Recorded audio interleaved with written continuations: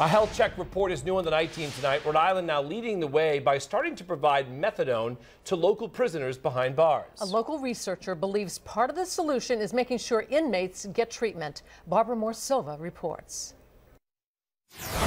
We are locking people up because of drug use, and yet the outcomes we're getting are not nearly what we could get if we focus that resource onto drug treatment.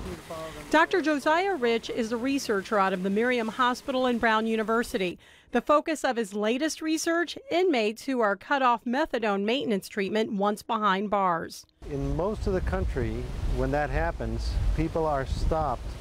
They're taken off their methadone, either abruptly or tapered. We are essentially taking people off of methadone and putting them back in the community at the most dangerous time, at the most vulnerable time. So Dr. Rich, with funding from the National Institutes of Health and cooperation from the Rhode Island Department of Corrections, embarked on a study. So we randomized several hundred people coming into the Rhode Island Department of Corrections on methadone. Men and women? Men and women, to either get tapered off of methadone, which at the time was the standard policy at the Rhode Island Department of Corrections, or to continue methadone for the duration of their incarceration. This study was limited to those behind bars between 1 week and 6 months who were already on methadone treatment. What we found is that, and this is 1 month follow-up after release from incarceration, is that those who continued methadone, as soon as they got out, went right back to methadone, and those who didn't were twice as likely to not continue methadone.